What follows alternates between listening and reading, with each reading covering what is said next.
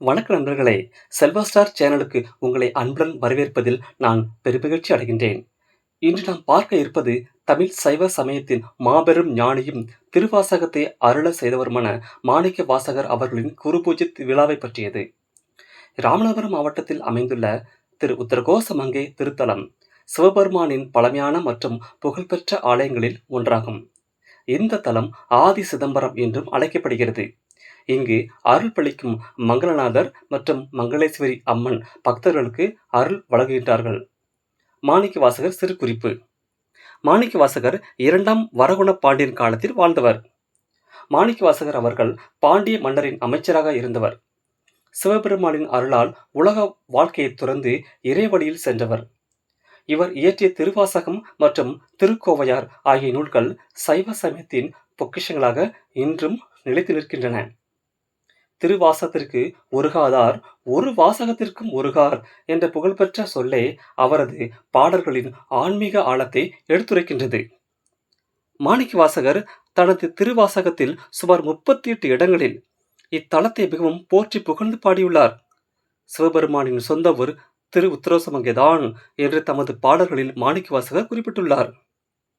ஆலய வரலாற்றில் மாணிக்கவாசகரின் பங்கு: இலங்கை மன்னன் ராவணனின் மனைவி மண்டோதரி சிவபெருமானை வழிபட இங்கு வந்தாள். அப்போது இறைவன் முனிவர்களிடம் வேத ஆகமங்களை பாதுகாக்கும்படி கூறிவிட்டு அவளுக்கு அருளச் சென்றார். ராவணன் அங்கு வந்தபோது இறைவன் சிறு குழந்தை வடிவில் காட்சி தந்தார்.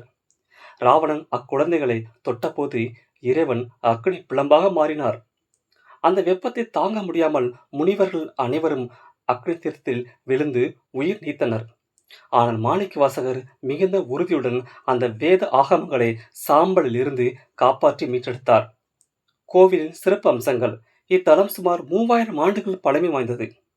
மங்கை எனப்படும் பார்வதி தேவிக்கு சிவபெருமான் வேதங்களில் ரகசியங்களை உபசரித்ததால் திரு உத்தரகோசமங்கை என்றும் பெயர் பெற்றது.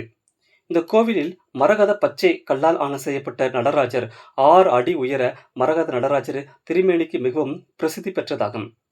இந்த மூலவர் சிலை ஆண்டு முழுவதும் சந்தன காப்பிலே இருக்கும். திருவாதிரை அன்று மட்டும் சந்தனம் களையப்பட்டு வெளிப்படும். ராமநாதபுரம் மாவட்டத்தில் இருந்து சுமார் 18 கிலோமீட்டர் தொலைவில் உள்ளது இத்திருத்தலம். ஒவ்வொரு ஆண்டும் மாணிக்கவாசகருக்கு குரு பூஜை நடைபெறுகின்றது.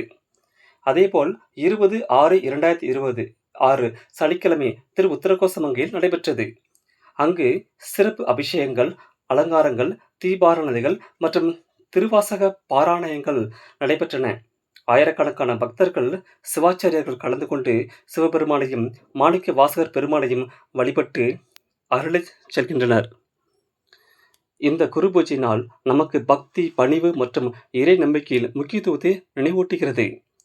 மாணிக்க வாசகர் அருளால் இந்த வீடியோவை பார்த்து கொண்டிருக்கும் அனைவர் வாழ்விலும் அமைதி, செழிப்பு மற்றும் ஆன்மீக முன்னேற்றம் கிடைக்க இறைவனை பிரார்த்திக்கின்றேன். இந்த வீடியோ உங்களுக்கு பிடித்திருந்தால் லைக் செய்யுங்கள், ஷேர் செய்யுங்கள், கமெண்ட் செய்து உங்கள் கருத்துக்களை தெரிவியுங்கள். மேலும் இது போன்ற ஆன்மீக தகவலுக்கு செல்வா ஸ்டார் சேனலை சப்ஸ்கிரைப் செய்ய மறக்காதீர்கள். ஓம் நமச்சிவாய. நன்றி, வணக்கம்.